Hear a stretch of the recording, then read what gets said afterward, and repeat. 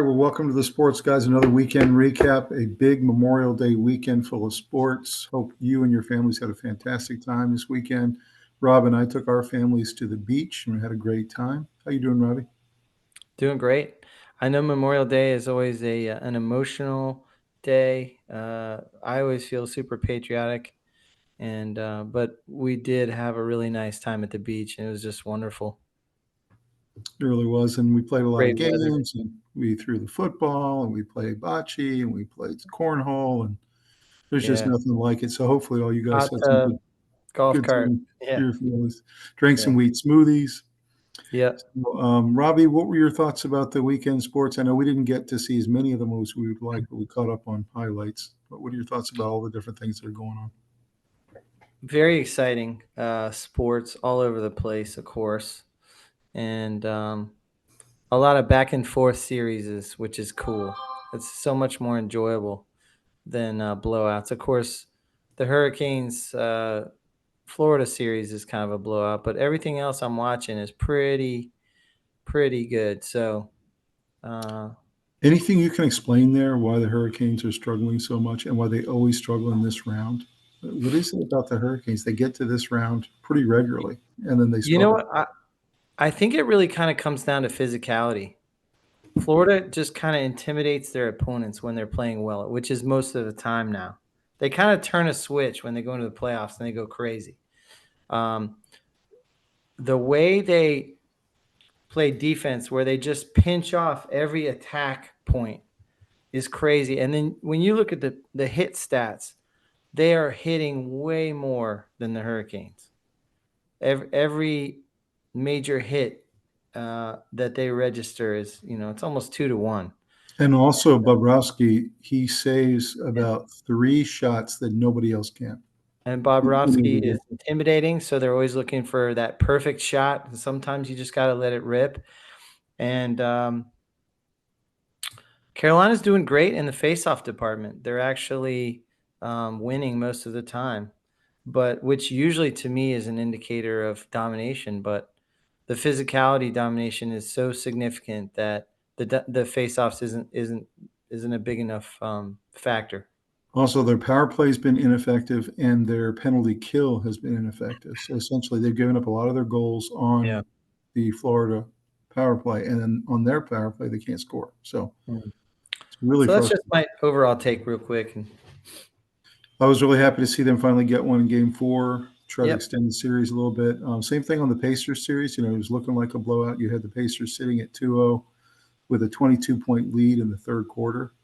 Looked like it was Mhm. going to be just a blowout series, and then somehow the Knicks summoned something up. I don't know where they got it, but you know, you had Anthony Towns and all these. Pressure and defense.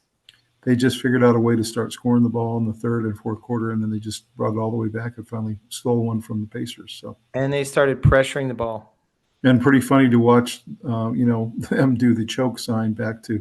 Halliburton, who done it to them. So, It's some good hijinks. yeah, it's creating a little bit of a rivalry now. Pretty Yeah. good. Then you had I'm the here for it. then you had the Timberwolves win Game 3 to try to make that a series, and when they were down 2-0, and then they made it a 2-1 series. They did lose last night, so they're down 3-1 now. So I do think eventually that series will be over, but they're trying to make it a series. So I'm not sure if they can go long enough. I'll tell you why Minnesota has a decent chance. Overall, OKC is the better team, but Minnesota's bench scoring is unbelievable. mhm. And they're getting double digits from 3 or 4 guys a night off the bench. Mhm. So what does that tell you? They're deeper. If you go to a 7-game series, when you're playing all your guys and the other guys are, only playing a couple guys that are from the bench that aren't contributing much, it's a big factor deep I deep in the mean, playoffs. I thought it was going to go 7 games, and that OKC was going to win it in 7. So it wouldn't surprise me if Minnesota picks off another one or two. But I'm not saying that Minnesota is going to win, but I'm saying if they can drag it out long enough, they have a shot because their bench is one of the best benches I've ever seen. I mean, their bench is scoring double digits all over the place. which And then series some do of you them are think? scoring 9 points. Like, that's a lot for bench scoring.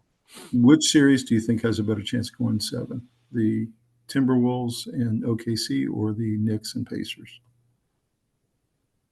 Timberwolves and OKC are more evenly matched, I think.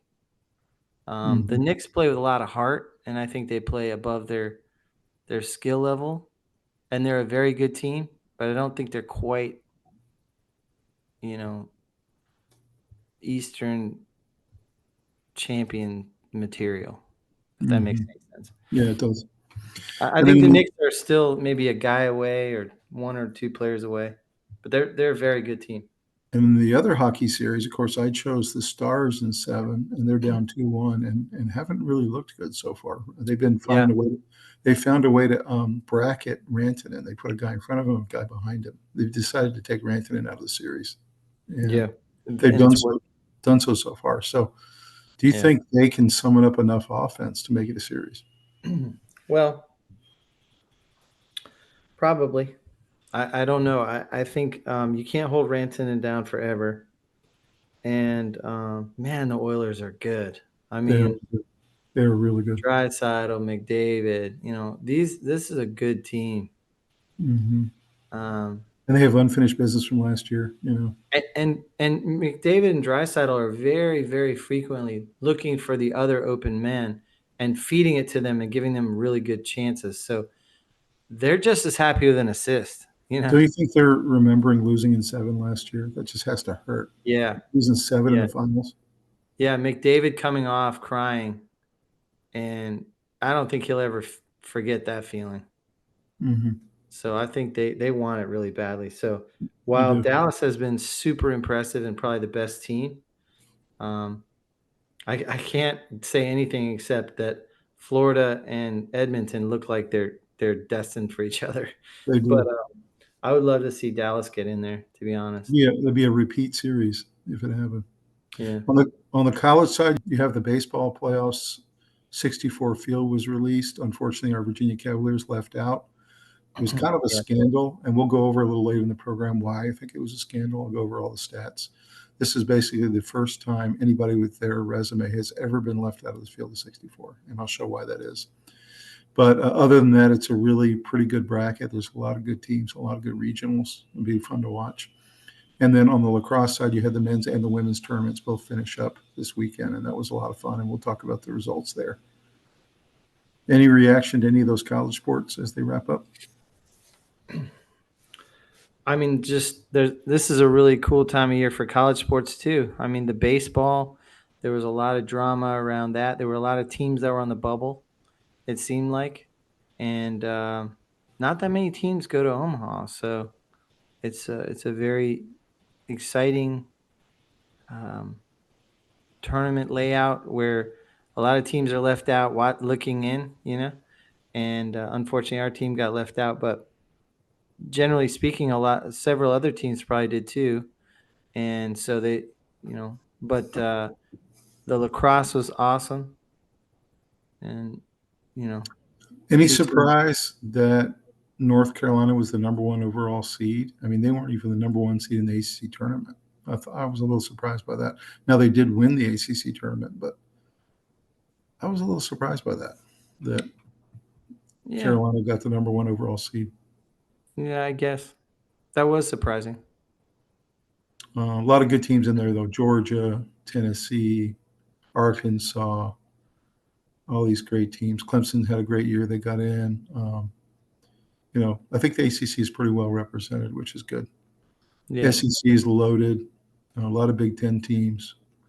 So I'm really excited about the regionals. I'll be watching quite a bit of it. yeah, for sure. And on the lacrosse side, I mean, I think it's the first time I've ever chosen a team with that big a field that ended up winning it in the end, and that was Cornell. I chose them in the preseason special to win, and they ended up winning it. And so, pretty proud of that pick, and especially since they haven't won one since 1977. So Yeah, that was a good pick. we'll get I into all will those. say, Curse was so special that He he was. just he was a beast. By the way, 1 week before he won this championship, he was the number one pick in the PLL draft. So Mhm. I think the pros also saw the same kind of talent we're talking about. Yeah, he's the best player in the country. Yep, that's right. You Let's know, go ahead. he's one of 5 brothers. I saw that. I saw that. So, most of them play lacrosse. A couple of them play other sports. So that was Yeah, kind of interesting. Yeah, yeah. pretty cool. And they One got play, one younger one coming up behind them, goes to Rutgers. yeah, one plays Rutgers. One played at Maryland. So it's a pretty deep family in terms of talent. Yeah. But CJ, I think he's going to win the Tewaaraton. Yep. Um, and then he was the number 1 pick in the draft. And then, of course, now he got to hold the trophy up. So what an incredible week for him. Yeah. He was the best player in the country this year. I don't think that's debatable. Well, let's go ahead and take a look at what we got for tonight. All right, well, let's take a moment to do a shout out to our sponsor for tonight, and that's Academy Sports. We're really happy to have them back on the program. They've sponsored us before, and we really love going to Academy. We get absolutely everything there. I got my last set of pickleball shoes there and get a lot of shorts and T-shirts and workout gear and all kinds of really cool stuff. It's an amazing showroom. It's almost like going into a Walmart, but it's even better with all the sports equipment. So, Robbie, what do you love about Academy Sports? Basically, I love going there for all the boys' equipment. They're outgrowing everything. Seems like every season we need new everything. They have great prices, great selection. I'm in the market for a sliding glove. That's the next purchase. But we all just went out and bought new shoes. Everyone got a new pair of shoes, and we are very big fans of Academy Sports. It's nearby. They have great service, great prices, the whole thing. The selections, everything's affordable. So when it's not so painful when we have to keep putting new equipment on the Twins. What's amazing is they've got football and basketball and baseball and pickleball, and they even had scuba diving equipment and golf, and they just have Yeah. every possible sport under the sun. So definitely go check out academy.com when you get a chance. You can actually order from their app, from the App Store, or any of the applications you can download on your phone, or visit one of your local stores today. And we'll see you next time. See.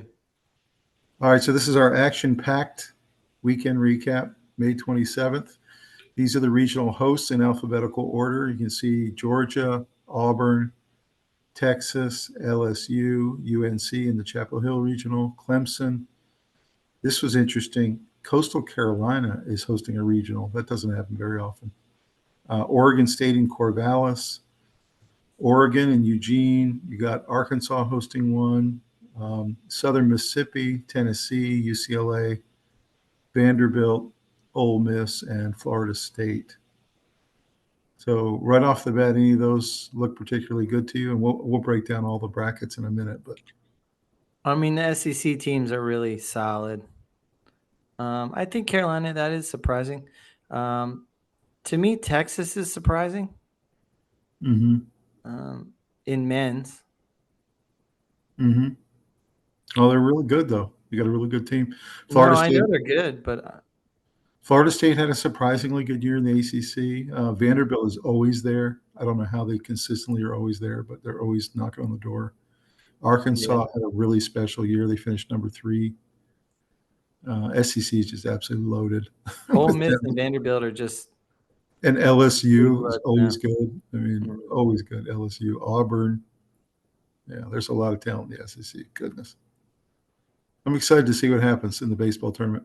So Gilgeous Alexander, as we mentioned, was the MVP in the NBA this year. Do you think it's well-deserved? Yes. I do too. He had an unbelievable year. I felt like he was the favorite as of about 2 months ago. We talked about him as kind of the favorite, and he ended up edging out Jokic, who came in second, and Giannis, who came in third. That's a pretty good 1, 2, 3 right there. But, yeah, I think he had that kind of MVP year. I do think Jokic gave him a run for it, though. He did. OKC was the best team from beginning to end. First game tip-off to, as obviously now where they're in position to possibly win the whole thing. And Gilgeous Alexander is a big reason why. He's a rising star. I mean, we saw this coming the last 2 seasons. He's really he's hit the big thing now. He's in like every other commercial, So he's just a great player. Yeah, his agent is fielding a lot of phone calls. Let's put it that way. So the other guy who's kind of taken over the playoffs is Bobrovsky for the Florida. We kind of knew he was the best goaltender in this playoffs. but he's really proven it the last couple of series, and he's just completely frustrated the Carolina Hurricanes. They just look like a shell of themselves against the Capitals. And, he pulls saves out of his bag that nobody else can. So, if I were voting for MVP for the playoffs right now, it'd be Bobrovsky. He's played that well. Any thoughts? Yeah, he's the most intimidating goalie. He's a very big guy, takes up the whole net. There's nothing to shoot at. And he has lightning quick reflexes, great instincts. He can just shut down anything you have going. And by the way, in front of him is a defense that is playing better than last year right now. Trying to bring the puck inside the blue line, their defense just scissors you and shuts you down. It's so crazy. Do you think they're looking like the favorite right now? If they play like this, yeah. I haven't seen all that much of this year. They haven't played like they did last year, this intimidating brand, but it's back, and it's back just in time for the playoffs, and they're kind of hammering people. So Bobrovsky is a huge part of it, but the defense in front of him is the other huge part of it. Then you got Marchand and all these guys just chipping away up front. They have chippy players. They have a lot of attitude. There's an aggressive nature, and they've been there before. So they have experience, and they have young players, they have veterans, and they have talent and physicality. So they're a very dangerous team. They haven't played like it all year, but they're playing like that now, and nobody wants a piece of that. That's right. So the next kind of most epic image from the playoffs so far is this image right here with Halliburton when somehow the Pacers came back way, way down against the Knicks. Essentially erased a 14-point deficit with like 56 seconds. Yeah, it was the most incredible comeback I've ever seen, and I've been watching playoffs a long time. So he does this choke sign, and we'll talk about that a little bit later about how they kind of did it back to him in this last game. But what an epic, incredible photo that was, and what a moment. And he was really making it as an homage to Reggie Miller, who had done it to the Knicks. He was in the building at the time. That's 28 years ago. Yeah, he was a young kid. So yeah. It's interesting. And then, of course, the lacrosse championships, Cornell gets it done. C.J. Hurst and his guys just absolutely played fantastic. Even the second, third, and fourth goal scorers for Cornell came up big. But he got 6 goals himself, and he just was by far the best player on the field and best player in the tournament. So really, really exciting to watch this year and to see Cornell hold up the hardware. Yeah, good for them. It's good. Looking at the bracket, as we're down to the final 4, you got the Oilers sitting at 2-1. They're playing again tonight. We'll see if the Stars are able to tie it up in Edmonton. What's your feeling about that series? Are the Stars going to be able to get back into this thing, or is Edmonton just playing too well? I'm not really sure. I think Skinner is playing well enough for the Oilers, but their Stars seem to be coming alive a little bit. He gave up a couple soft goals, though. Yeah, no question. He's a very good goalie, but he's given up a few soft ones, just like Freddie Anderson. Same thing. I think the Oilers Stars are starting to look like stars all of a sudden. They're, Draisaitl and McDavid are sort of coming alive a little bit, and a lot of the players around them feel it, and so they very much are playing above their level, which is what the best players in the world do, is elevate the players around them. So they're becoming more dangerous. And I think they've figured out how to stifle the Stars' offense a little bit. So Oilers are playing well enough to get this done. I wouldn't count the Stars out yet because I think they have enough talent. I wouldn't count them out yet either. I think this is going to go 6 or 7. I think they're going to have to try something a little different, though. They're Switch up the lines or something. They're bracketing Rantanen, and I just have to think they got to figure out a way to get him loose. They got to get Rantanen loose, maybe move into a different line or do something different. That's right. They do the same thing when Ovechkin's hot. They try to bracket him or try to move him off his spot. Yeah. So. And it worked. When Carolina Mhm. moved him off his spot, Washington couldn't Right. score. That's right. Exactly right. So, What about the Panthers Hurricane series? I mean, the game one was close. It was really kind of nip and tuck, and Panthers came out on top 1-0. I wasn't too worried. We said though that game two was an absolute must have, and then the Panthers blew the Hurricanes out in game two, and I was like, what the heck's going on? Then they blow them out in game three, and I'm like, is this even going to be a series? And then the Hurricanes muster up a 3-0 win in game four to stave off elimination and get their first win in the Eastern Finals in 20-something years. yeah. So what is your theory about this series? Why is it so lopsided? Well, I mean, it's pretty simple. Florida's goaltending is the best in the NHL. It's debatable. There's one or two other goalies you could put in there, but I would say Bobrovsky's the best goalie. Their defense is one of the best. The way they shut down the other team's attack is impressive. And they've got a lot of chippy people. They added Marchand, and they've added some guys. They got some guys that play real tough. Some real good European players. They have a tremendous advantage in hitting and intimidation play. So they are a physical team that has skill. And that's a really terrifying thing to run into in the playoffs. It is. It reminds me of Tampa Bay of a few years ago. Mhm. You know, So can the Hurricanes muster up a miracle? Can they win 3 in a row?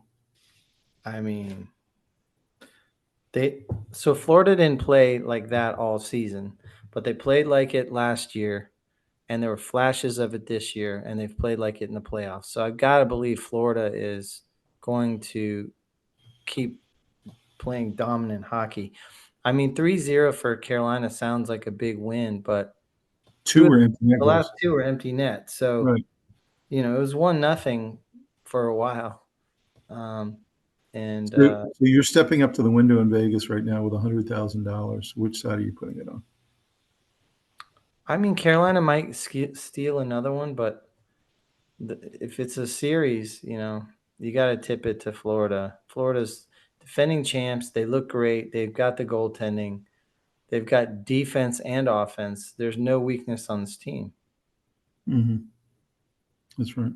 So right now, to me, it looks like Oilers, Florida are going to meet, but I think so. It'll be a I'm not rematch of counting the last year. Stars out, and I hate to count out my Hurricanes, but I don't see how they get that done. How unlikely is it that you'd have a rematch of last year? But it looks like it's a real possibility. I wouldn't be surprised if the Canes get one more Yeah, before it goes to Game 6 back in Florida, but possibly. I I know just think the talent-wise, they're not physical enough to beat the Panthers. I think the Caniacs will be out in force in this next game tomorrow Yeah, night. it's gonna be a Yeah. loud one. I think it's more likely the Stars can come back than the Hurricanes, but we'll see. Yeah. We'll see. So Looking the at the Hurricanes have lost 15 straight East Coast final right, games that's right. prior to Monday. So looking at the NBA side of the ledger, of course, that incredible moment when Halliburton hits the big shot, where they were one of the few teams that has ever been able to do this, trailing by 7+ points in the final 50 seconds. The teams were 4 and 1,702. So, and they've pulled off 3 of these wins in the same playoff run, which is just, they felt like a team of destiny at some point. But then, after he does the choke sign symbol, of course, the Knicks pull off a miracle in game 3 with their big comeback being down 20 points. So what are your thoughts about that series? Who's going to end up winning that series? Are the Pacers decidedly in advantage, or are the Knicks going to give them a good 6 or 7 game run? I think the Knicks have a lot of heart, and I think they have a lot of talented players, but I think the Pacers are a better coached team and a better overall roster.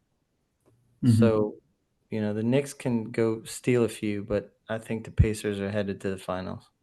Mm-hmm. I do too. I absolutely do. They almost got there last year. It was a really close situation and obviously got knocked off by the Celtics, but they were knocking on the door, and I think they taste it. Yeah. So I think they're going to the finals too. On the Thunder Timberwolves series, OKC went up 3-1 last night. Do you think this one's over? Do you think the Timberwolves are going to make it a series? I think the longer it goes, the more chance the Timberwolves have because of that Mhm. bench. Mhm. So the Thunder want to knock them out as fast as possible. They also have a lot of bigs. I mean, the Timberwolves have a lot of Yeah. depth, and they have Ant, Yep. They're and physical and they they have rebound depth. well. Yeah, So but I just think the Thunder are too much for them. I really do. I think it may be over tomorrow night. yeah. We'll see if I'm right, but I think OKC has incentive to finish them off. yeah, I think they're the best team. OKC Pacers would be a pretty good series. I think Yeah. we shall see. Looking at the men's lacrosse scores from the weekend, on Saturday you had Cornell beat a really solid, great Penn State team that knocked a couple big programs off, 11-9. This was a really great semifinal. Really, really tough. Came down to kind of the third period. A lot of good goaltending on Cornell's part because Penn State was putting a lot of pressure on. What are your thoughts about that semifinal game? I think that Penn State showed a lot of talent this year. It's a super good program. And I think Cornell's defense and goaltending really stood the test all the way through. Mm-hmm. Not letting any of these scores get away from them. You know, That's right. It was a really, really good game. It might have been the best game of the three over the weekend. yeah, Cornell Penn State. And then the next game was Maryland Syracuse. Really wasn't sure who was going to win that game, but you always feel good about Maryland because they've got really good coaching, really good program. yeah. I kind of felt Maryland the whole way. They're always there. They're always in the Final Four. They're always in the final. Matter Yeah, of fact, this was their ninth final for this coach, which it just seems astounding to me. What's crazy is he's only won two of the nine, so he's 2-7 now. But it's hard. incredible that he always gets there. So, any thoughts about Maryland knocking off Syracuse? I picked Maryland to do it, so it's not a surprise. I was very impressed with Syracuse this year. They had some big wins. You had So Spallina and all his guys. There were quite yeah, a few. they had a really good season. They had three guys in the top 15 picks in the PLL draft. Syracuse Hmm. did. So they have a Yeah, lot they of were talent. loaded. Yeah. Yeah. So that was a really good semifinal as well. We enjoyed watching that one. So then it comes down to the final on Monday. Cornell gets it done 13-10, a really hard fought game. Came down to really like the last 4 minutes when it was 11-10, and Cornell was able to get a couple of real chippy goals at the end to put this one away, but it really was in doubt until almost the final gun. They get it done, and just real happy for the Cornell program that hadn't been there for a long, long time. Thoughts about what this title means for them? Oh, it's so exciting. Cornell's obviously not a huge athletic program. And so to see them put this together and to get it done is very impressive. You know that recruiting to Cornell overall is not very easy because it's such a difficult school to bring in students to. So the pool you're looking for is so small. What do you And think the feeling was like on that campus, though? Like walking around after they win the Natty, you know what I mean? Like today, all this, unbelievable. Yeah, so exciting. yeah, Good for them. yeah, it was awesome. I was really happy for them. That was a great final too. I really enjoyed watching it. Some really high level lacrosse. Looking on the women's side, you had North Carolina blow out Florida 20-4. Florida, of Hmm. course, was the team that had just been a club team 2 years ago. No one could believe they actually got to the semifinals. They're barely a new program and got all the way to this point, and ran up against a total buzzsaw. I mean, it was absolute destruction by North Carolina. And then Yeah, in the, look at the second quarter. I 10, know 10-0 0. Whew. looked like a football score or something. Yeah. So that I watched a little bit of that game, and I hadn't seen a blowout like that in a long time. It was crazy. And then in the other game, everyone had been predicting Boston College, that they thought it would be UNC Boston College again, like it was last year. And Northwestern sprung up and completely surprised Boston College in the fourth quarter, got 6 goals, just went on a big flurry and found a way to get it done at the end. scored the winning goal with about 1:30 left, and all of a sudden Boston College is packing. So, any thoughts about that?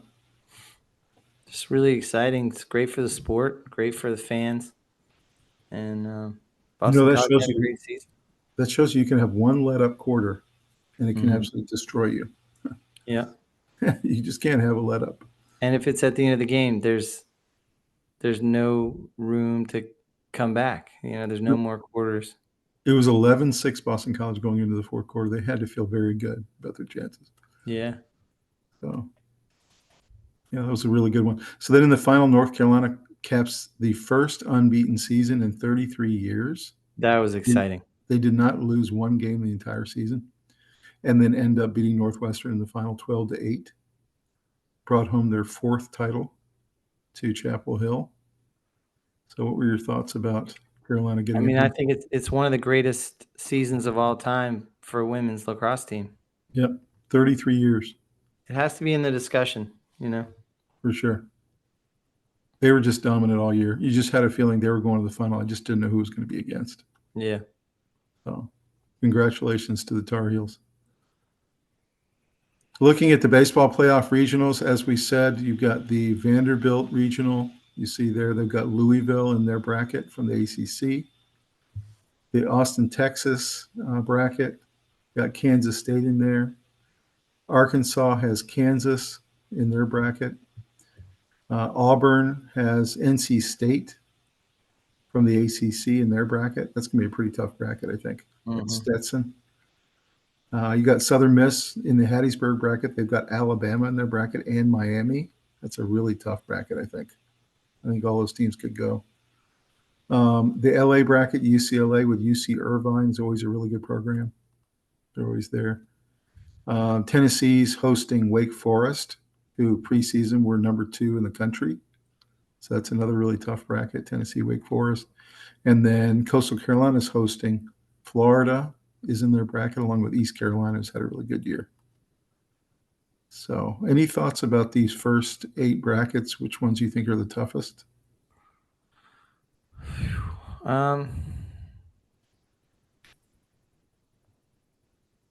They're all pretty well balanced, to be honest. I'd say 1 and 2 in each division look right. I think the Hattiesburg bracket is probably the toughest of all these divisions. Yeah. And then maybe Knoxville, Tennessee. That's a tough. Conway, South Carolina looks Louisiana. tough. That's Coastal tough Carolina, too. Florida, And East then Carolina. NC State drawing Auburn. That's pretty tough. East Carolina is always good in baseball. You got Florida. Yeah. I mean, Fairfield, obviously, we don't know much about, but I think 3 or 4 of these are very tough, and a couple yeah, I of think them. they're all pretty well weighted. I think 1 and 2 in each division are strong, and then 3 is a little less so, and then 4 is teams that you've rarely even heard of as baseball powerhouses. So You think NC State's got a chance to do I something? think they could make some noise. Okay. Looking at the other side of the bracket, Carolina comes in hosting the Chapel Hill bracket. They got Oklahoma in their division along with Nebraska. LSU. I thought when I looked at this, they had a pretty weak bracket. Dallas Baptist, Rhode Island. Yeah. That doesn't. It's not. Yeah, it doesn't really make you too fearful. Dallas Baptist has been pretty good for a couple of years, but Georgia has Duke in their bracket and Oklahoma State, so there's some pretty good teams there. Oregon State has TCU, which is always a good baseball program. Oregon's hosting Arizona, which always has really good players. Clemson hosting West Virginia and Kentucky. You can see what they tried to do here, and I think it's a good way to do it. You have an ACC school, a Big 12 school, an SEC school. They're trying to, make it so that you're not playing somebody from your own division, essentially. Ole Miss is hosting Georgia Tech. I think that's a pretty tough bracket.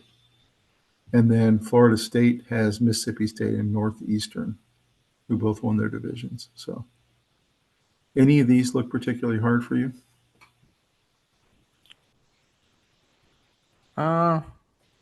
Again, pretty well balanced, to be honest.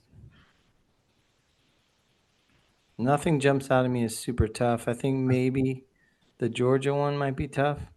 I think Georgia's going to be tough. I think the Chapel Hill one's going to be pretty tough. Oklahoma and Nebraska are both pretty good teams. Yeah. Um, other than that, Ole Miss, Georgia Tech are going to be in a Oh, slugfest. the Tallahassee one. Yeah, Mississippi State, Florida yep. State, and Northwestern. Yeah, that's tough. So I think there's 3 or 4 Yeah. in both sides of the bracket that are pretty tough. So it looks like to me. So this is interesting. The college baseball final poll: North Carolina, Texas, LSU, Vanderbilt, and Arkansas. Pretty interesting there to see how these teams came out. Looking at some NFL news, this was amazing to me, Robbie. Marvin Harrison Jr. bulking up for a massive second season. Yeah. He put on a lot of weight, but it was all muscle weight. Yep. He bulked up. Do you think he got too big? I mean, does a wide No. receiver need to look like this? Yeah, I think he's DK Metcalf. I mean, it's just unbelievable how these guys look. This is not how wide receivers ever looked. Right? Well, I mean, Musa Muhammad, DK Metcalf, those guys, a certain build, yes. There was this narrative that he didn't have a great season for what they were expecting, and I think he really wants to make up for it this year. Yeah, So I have a feeling he's going to have a really impactful year. He really wants probably. to show Unless he out. gets injured. Yeah. So I don't know. I wanted to ask you about, is this the new physique for wide receivers in the NFL? No. Goodness. So this is interesting. The final vote on the proposed ban for the tush push was 22 to 10, and you needed 24 to ban it. Mm-hmm. Came up too short. I think they'll get it. They'll get it next time. Did that surprise you that didn't hit it?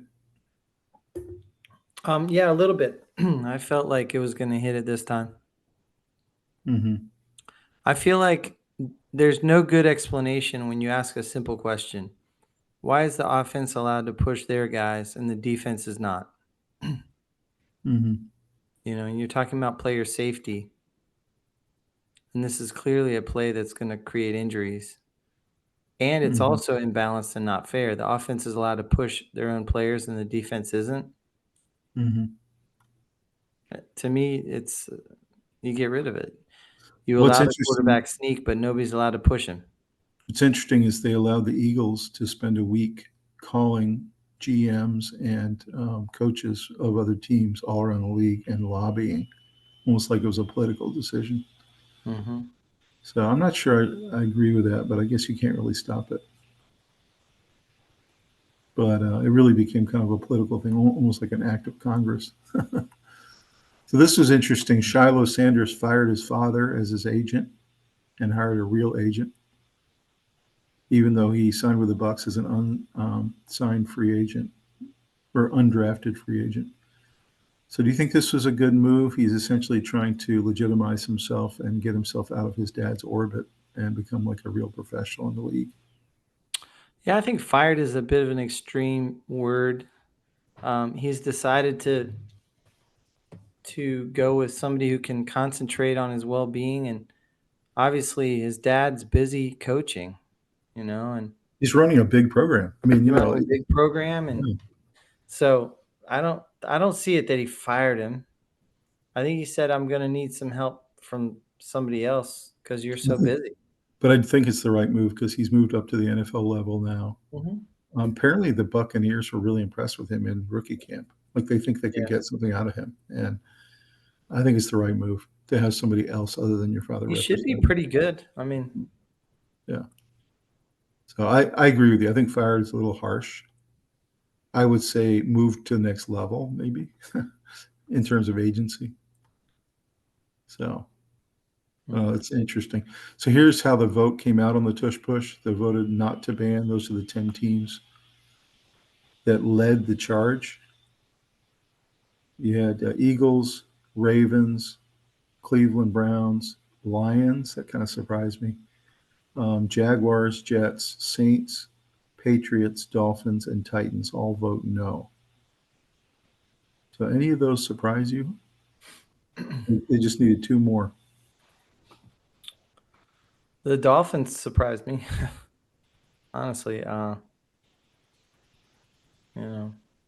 Mm-hmm. but the Eagles did not surprise me. You notice the Bills don't want it. Yeah. Yeah. And Washington, of course, is in their division, so they don't want it. They want it gone. It would definitely help Washington for sure. And the Giants want it gone. Giants, yeah, Giants for sure. So I Mm. don't know. This is really interesting. You're right. This will come up again next year, Yeah. and we'll see if they get the 24. There's no good explanation as to why the defense isn't allowed to push and the offense is. I agree with that. I can see why you say that. So this was interesting. The number one cornerback for the Panthers, they say, is going to have the hardest season this year, matching up against all the number ones on the other side. He's got Brian Thomas Jr., he's got Marvin Harrison, he's got Drake London, he's got Stephon Diggs, he's got Tyreek Hill, CeeDee Lamb, Garrett Wilson, Shakir, Jaden Reed, Olave. So what do you think of this, man? I mean, every week he's got Puka Nakua. I mean, I look at this, I always complain about how much money these guys make, but I look at this and I think if I'm the number one cornerback and I have to face this all year, you got to be kidding. You just got to think Panthers got to get pressure. They got to get there. Then he's got Cooper Kupp. Then he's got Mike Evans. I mean, goodness. So, if you can face this and do a decent job and try to shut these guys down at least a little bit, you're earning your money, in my opinion. That is just a brutal schedule for this guy. Wow. So it's pressure, but isn't it also technique? I mean, if you have a really good corner who knows how to get up in their craw. Yeah, it's that. It's are you getting pressure up front? It's does your system lend help on that side? The bottom line is you can't let them get off with 5-second routes. And do you have safety help up top? Then you can be a little more aggressive. So yeah. I don't know. I'm going to be watching him this year because, man, what a lineup he's facing. This is why you draft corners in the high rounds in the draft. You just have to have it. That's right. This is interesting also with the Panthers. Jimmy Horde Jr. was reportedly taken by the Panthers, and he's taken the wide receiver room by storm, apparently, with his speed and separation creating abilities. He was drafted in the 7th round. And they say, according to the coaching staff, he's been the best wide receiver on the field by far so far, even outperforming McMillan, who was the number one pick. So one NFL scout reporter believes Horn is so talented that his career could play out similar to Deshaun Jackson's. What do you think about this? Was this guy's steal? I mean, he took 2 receivers in the draft, one in the 1st, one in the 7th. It looks like it. I mean, we'll see if he can actually produce on the field. But if he can get separation, that's really what it's all about. The guys who get separation stay on the field, have long careers, and the guys who don't. Mm-hmm. So I'm pretty excited about what the Panthers have here and these 2 guys they drafted. We shall see. So final one on this page is the owners have approved the ability to go for the onside kick at any time. It doesn't have to be just like the last couple minutes of the 4th quarter, which I think is really good. They're trying to bring back some of the old rules to make it a little bit more spontaneous. We have a special teams episode coming up shortly, guys, and we'll be talking some about these types of rules. But any initial thoughts about the fact that this passed and that we're going back to the old, you can go for onside kick anytime you want? Yeah, they needed to add a little more excitement to special teams. They've made it too safe, too predictable.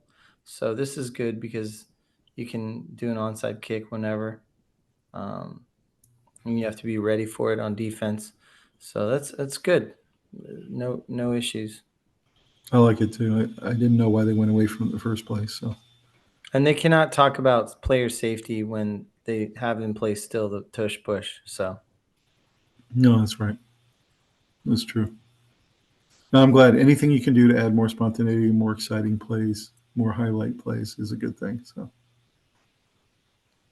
looking at some other news, this was interesting. The Superstar Tyrese Halliburton donated his entire $20 million bonus and sponsorship deal to charities for the Homeless Relief Fund. So we last week we called out Dabo Sweeney, who did the same thing for Clemson. And I just want to call out again an NBA player who didn't have to do this, but gave away his entire $20 million bonus and sponsorship deal for poor and underprivileged kids. It's really cool stuff. What do you think of these athletes who are doing really incredible things? I mean, $20 million. This isn't just like a small donation. I mean, that's a big one. 20 million is a lot. Yeah. So I don't know. I was already impressed with this guy. He's a rising star too. Along with Gilgeous Alexander, he's probably the guy who's risen the farthest in these playoffs. And to find out that he's also a good guy is I just see him rising in the NBA stardom. So it's going to be really cool. So congratulations to him. That's great. Looking at the stat you mentioned, Robbie, earlier in the program, Hurricanes won their first Eastern Conference game for the first time since 2006.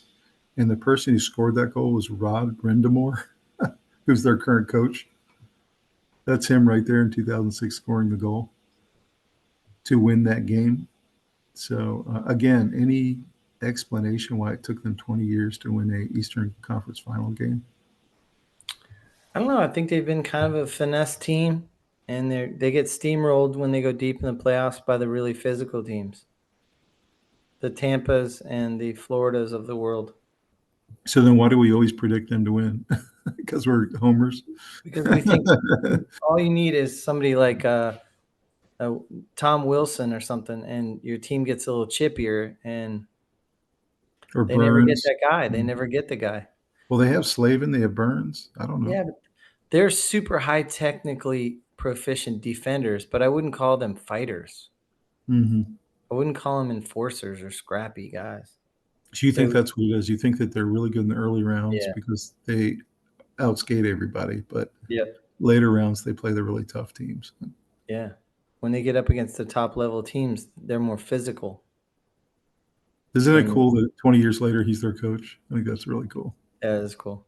Yeah. So this was kind of interesting. The March Sadness bracket. As football ends, as basketball ends, as all these sports are wrapping up, all the college spring sports. Now this is your March Sadness bracket. You can watch TV, you can do yard work, you can vacuum, you can dust, you can interact with family, you can do your tax prep, you can get to know your wife, or you can do barbecue. So what do you think of this March Sadness bracket for those who go into the soft part of the schedule, I guess you could say?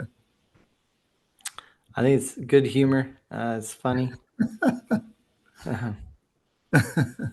and true. But do you commiserate with all those guys because they have all their, their guy caves or their man caves, and now they don't have much to do in their man cave. Yeah, and then they go in there. There's cobwebs because there's been nothing to watch. Yeah, they got to shoot pool or whatever, So we definitely commiserate with all you guys who are experiencing a little bit of letdown now that we're wrapping up stuff. So I thought that was pretty cool. Still such good action right now. Yeah, there is. Enjoy it for the next couple of weeks.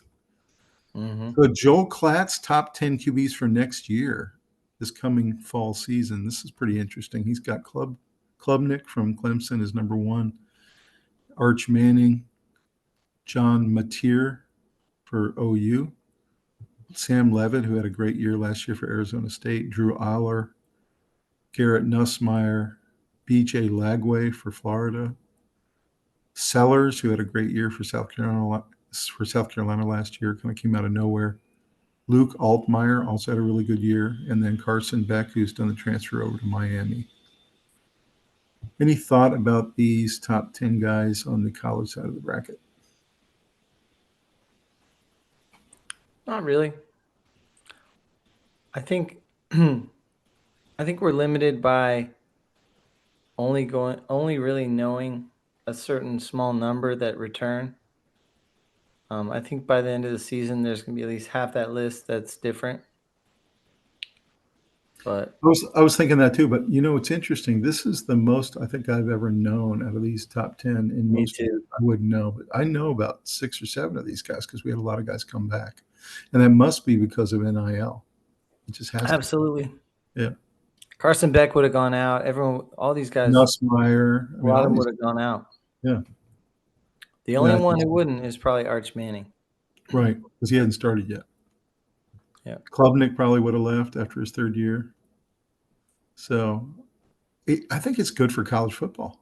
These guys Yeah. are staying longer. It's going to make it a really exciting season overall. Definitely. So, any of these that you would put higher, lower? I'd put Nussmeier a little higher. I think That's he's pretty really, close to right, really I good. think. I think Nussmeier's in the top 3. I think Altmaier might be a little bit higher. I might switch Aller and Nussmeier. Mm-hmm. Levitt was pretty good. I'd like to see him with another season though. Mateer, I don't know at all, so I'm interested to see him play. But I don't know. It's getting me excited about college football. It's gonna be a good season. Yeah, So this was interesting. Did you see this combo done? I did. This was unbelievable. These guys did this combo. And I knew Cooper DeJean was a great athlete, and we called it out in last year's draft episode. We talked about how great an athlete he was and that the Eagles stole him with the number 22 pick. But this was some serious wow factor. These are football players doing these types of basketball moves. What do you think about that? I mean, it was awesome. Saquon Barkley's a great athlete, going through his legs. Yeah. But did you know DeJean was this great an athlete? Yeah. Have you seen his video from high school? No. Oh yeah. It's Oh yeah. unbelievable. You got to see it. He's like He's dunking from the dunking all fountain. over the place. Yeah. Swatting shots. He can jump shoot. And his whole team was like, oh. So, man, and he's a safety in the NFL. Wow. What an athlete. No, he's a corner. Yeah, he's a corner. He's a corner in the NFL. What an athlete. Yeah, you should see his high school basketball video tape. Mm-hmm. It's nice. This was fun to watch. I'm going to drop in the comments down below, guys, a clip of this dunk. It was something else. So look for that. So this is our subscriber challenge of the week. This is a fun one, guys. So what is the most accurate NFL fan profile? Are you guys ready? Let's go. The first one is the Chiefs fan. This one was pretty funny. Lakers. Yeah, he's a fan of the New York Yankees and the Lakers and the Chiefs, meaning that he's like a bandwagon guy. He's a bandwagon guy. He likes the best team in every sport, and he loves Mm-hmm. CDs. So he's kind of older. He likes CDs. He's from the 90s. What do you think of this? Is this true? It's kind of funny, yeah. I don't think it's true. Having been to Kansas City, No. having talked to our friend Luke, this isn't true. The guys who are Kansas City Chiefs fans, they liked him when they were 2-15 too. Yeah, that's right. So I think it's funny, but I don't think it's true, actually. So that one's not accurate, in my opinion. The Patriots fan, these are the guys who loved Tom Brady when he played for the Patriots for all those years, won 7 Super Bowls, and then also loved him when he went down to the Buccaneers. Of course, he's got his Super Bowl ring there, which he has 7 of. So do you think this is accurate? That really they're Tom Brady fans, or are they really Patriot fans? They appreciate Tom Brady. I think it's not completely accurate. To me, Patriots fans are Patriots fans. I remember Grand Tat. I remember Gil. They were just Patriots fans. Now, they love Tom Brady, and they still loved him after he left. But I think it's funny again, but I don't think it's that accurate.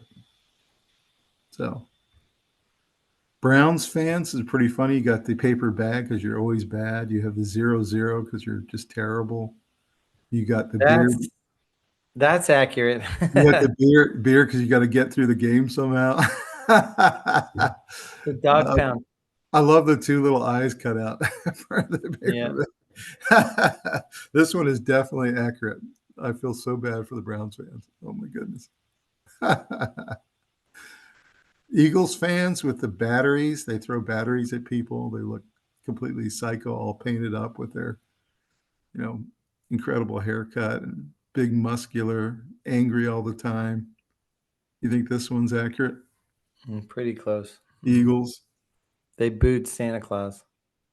They threw snowballs and batteries at Santa Claus. Yeah. So that one's pretty accurate, I think. Jets fans, always sad. You have the little Kleenex to cry. The dude, the firefighter guy. The firefighter guy. He's got the little Aaron Rodgers shirt on. Looks sad. Looks sad. What do you think? Is this one accurate? Yeah, I guess. The Jets fan, always sad. They're always terrible. Chargers fan, this was funny. There's nobody. There's nobody there. And I was reading about it. It said 2 reasons. One, they always underwhelm and underperform their expectations. And then secondly, because they're in Los Angeles, everything gets stolen and nobody gets prosecuted. So it got stolen. That was pretty funny. So there's 2 reasons why it's empty. So what do you think of that? Is that accurate? Yeah, they got a fan problem. Always underwhelming. Nobody goes to the games. Yeah. They need to have a couple big winning seasons, like deep playoff runs. They need. I think Harbaugh's going to get them there. You watch in the next couple of years. I think they're going to get some fans. I do. We'll see. But he's got a long way to go. Dolphins fans, this is pretty funny. You think this is accurate? He's got his Tua. He's got his Tannehill.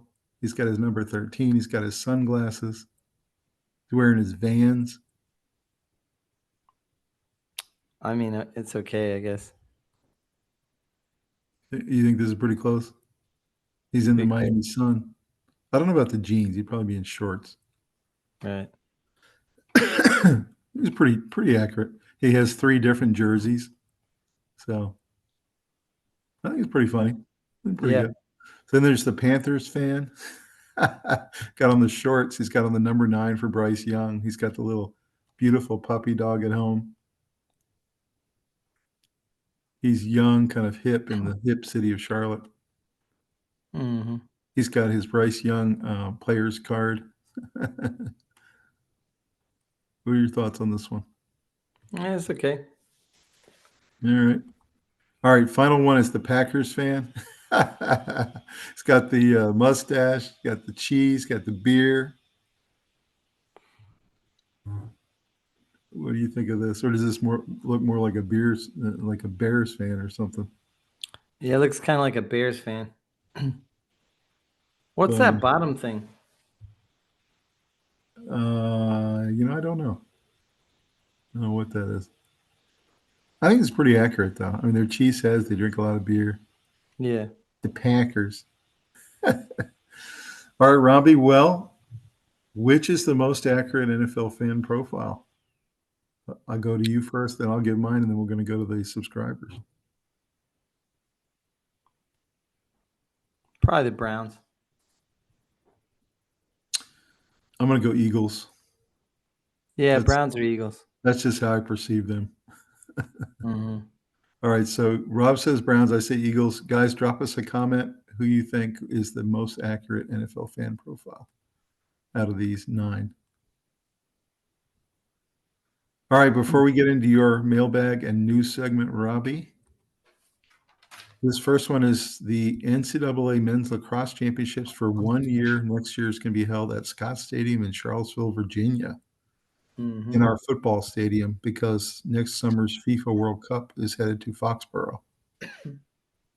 So how cool is this, that Charlottesville is going to be the host of the Lacrosse Championships? And should we go? I think maybe we should go to it. It'd be really cool. I love it. I think we should go if Virginia's repping. Especially if they're in the Final Four. Yeah, it's just they're in it. Yeah. Yeah. Yeah, this is super cool. I'm really happy for Charlottesville. I'm glad that we got awarded this. Hope we take advantage of it. The next one that was interesting is that the Dolphins are going to be wearing this Miami Vice outfit in one of the games this year. It's a really cool version of the black Dolphins kit. So what do you think of this? Miami Vice. Isn't that cool? I love it. I think they're going to sell a bunch of these helmets and a bunch of these jerseys. Yeah, Miami Vice style. it's gonna be a good merchandising. This is when I think NFL teams get it right, when they do like one game like this and they just sell a bunch of them. Yeah, I like it. And final one here, that was what I was talking about earlier about Virginia. To paint a picture fully, they were 5 games over 500 in the conference. Every team since we've had the format since 1999 to go 5 games over 500 in their league play has always made the NCAA tournament. Always. This is the first time ever. They also finished 12-3 in their last 15 games to close the season. They were essentially the hottest team in the ACC. So I think Virginia was robbed, and I know I'm a homer, but this is pretty clear to me that this has never happened before. And why in the world do we get left out? So, what are your thoughts? it's a strong case to make that Virginia should have gone, but they didn't really help themselves down the stretch. So They literally penalized them because they had one flop game in the first round of the ACC tournament, which should not have happened, of course, but yeah, they penalized them for that and knocked them out. So I don't know. I'll boil on it for a week and then I'll get over it and we'll watch some great baseball. So yeah. I'm going to hand it to Robbie. All right, let's see if there's a couple news items that I didn't hit on.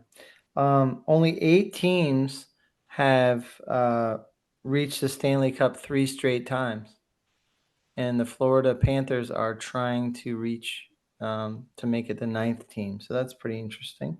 That is interesting. Um, They're almost becoming a little bit of a dynasty. they're kind of a dynasty, yeah. They are. It goes Tampa straight into Florida. It's crazy.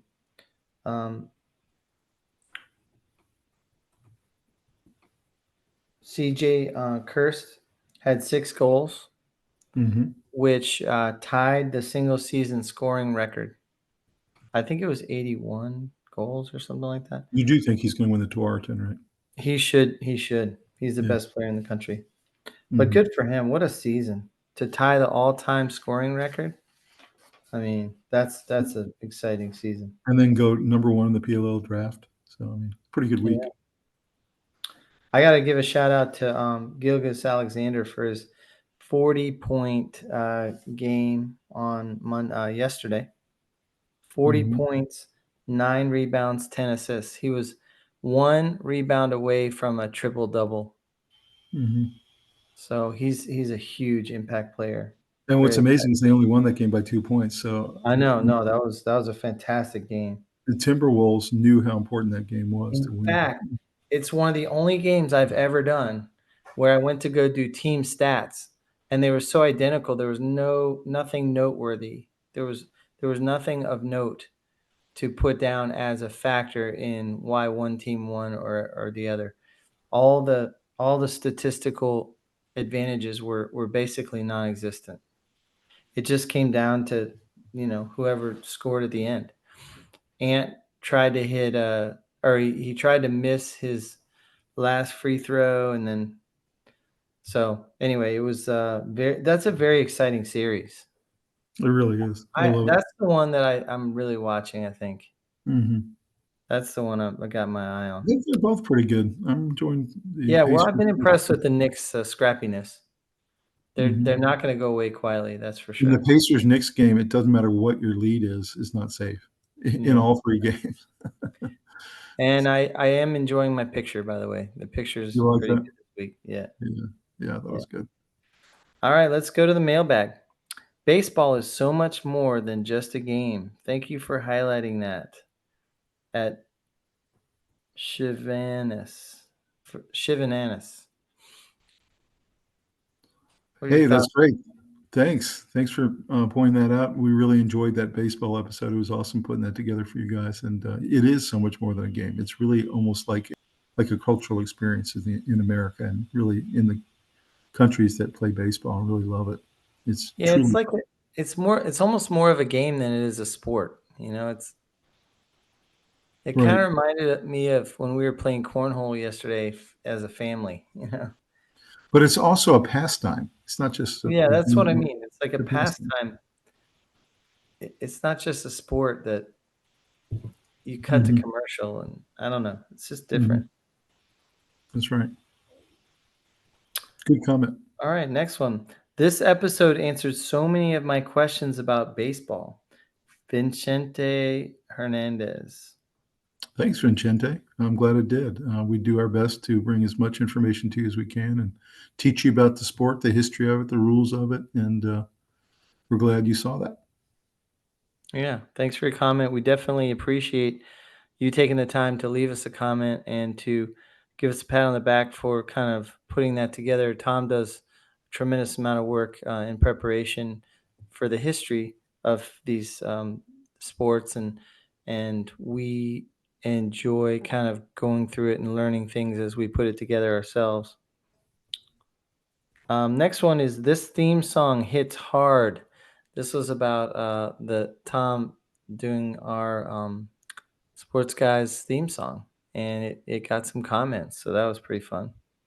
That's awesome. I'm really glad you guys like the song. You know, we wanted to have something leading in that was unique to us that we created, and it's been really good feedback so far. So thanks. Yeah, we enjoy it. And that was from Jackson Wilson. Next one. Every Monday needs a recap like this. At Emmett. That was from last week. Last week's recap. Thanks, Emmett. Yeah, we really enjoy bringing you guys these action-packed weekends that we see, and really happy that you enjoy it. And last, along the similar line, this is why I don't miss a recap. At Nicole. Wow. Okay. Fantastic. We're glad that you're tuning in. Continue to subscribe and bring a friend along with you. So thank you. So since you never miss a recap, Nicole, hi, Nicole. Yeah. Really glad you came on. Now, we appreciate the support from everybody, and we hope that we're able to recap the weekend in such a way that maybe people were busy, like at the beach, like we were, or just busy doing Memorial Day stuff. Or if you're around the world, maybe you're not even celebrating those things, but you're doing other things. So join us as much as you can. We appreciate. We'll keep doing it. Absolutely. It's exciting. And that's the mailbag. Well, Robbie, another great week, man. So much going on, and we continue to have these incredible weekends, just packed chock with sports. You can't cover it all, can't see it all. You got to go watch Sports Center to just catch up with the highlights, but I'm watching as much of it as I can. Any thoughts about this upcoming week and some of these series that are going to be closing out? We're going to be getting into the NHL and NBA finals. I mean, just obviously so much good sports going. All these sports are winding up in the college ranks. We're about to start into the baseball, and it almost feels like the Olympics, where it's almost too much to keep track of. And track and field starts halfway through the Olympics, so you don't even, just when you think things are winding down, some of the best things come up. So I think. Do your boys like the college baseball better or the pro baseball right now? I know they kind of like both. They like both. They love LSU baseball. They know every player on the team, and they know a lot of the past players. But then they love Ellie De La Cruz and the Reds, and they love Orioles, and Brock loves the Yankees for some reason, which is interesting. So they love pro. I'd say probably pro a little bit, but they love LSU baseball. Mm-hmm. They just love it. They loved Paul Skeens, and he got them kind of excited about that team. So I was thinking they would like to see this, especially when it gets into Omaha. The Omaha games are so good. mm-hmm. Oh. Yeah, I think this will be the first year where they're really interested in Omaha. Not that they didn't kind of pick up on it last year, but I think this year they're going to be glued to it. You know why it's so exciting is because every pitch is important. Yeah. That doesn't happen in the regular season. Yeah. Every pitch, you just hang on it and you hang on it, everything that's going to happen. So That's right. Makes it really exciting. So anything else you're looking forward to? That's the majority of it. Just getting to where the finals make sense and are settled and getting underway, and it's gonna be really exciting. I can't wait to get to where we understand what's going to be happening. Right now it's all speculation, and most of the series are very alive. They're not decided. One or two series in general is kind of decided, but mostly everything's still up in the air. I think OKC is going to go. I believe the Pacers will, but you never know. Knicks are kind of scrappy, but I think Pacers will be there. I think that Carolina will win one more and then will succumb, and Florida will go through. And then the other series, Edmonton Stars, I just don't know. Edmonton's playing really great right now, but Stars have a really good roster. So both And finals will be really Rantanen might find a way to break through, and at which point Dallas is going to be a real problem. I think both finals will be really excellent. I'm excited about seeing both of them. So Yeah, same. but both kick off next week. Yeah. Well, guys, thank you so much for joining for our weekend recap. We have some great episodes coming your way very soon, and please like this video and subscribe to our channel. And so, as we said before, we cannot thank you guys enough for the subscriber growth, for the amount of views we're getting. It's just unbelievable to us how much this channel is exploding. We just can't thank you enough. Yeah, it's so much fun to do on our end. We really appreciate you joining our little journey here and into our sports world. And it's kind of interesting. Stephen A. and the guys on Sports Center were showing cheese rolling. So it kind of reminded me of some of the cool territory we've covered over the last year. And we're going to keep doing wild content. Some of it's going to be straight up sports, and some of it'll be strange things, strange sports. We got some music stuff coming. Hopefully we got some other stuff coming. So stay with us, join us on all these different little excursions into history of things and cool sports, stuff like that. So it's been a lot of fun, and thanks for your support. We have the Strange Sports Part 4 coming up in the second half of July, so I'm really excited about that one. And like Rob said, we have some great content coming your way. So again, thank you so much. Have a great evening, and we'll see you next time on the Sports Guyz. Have a good one.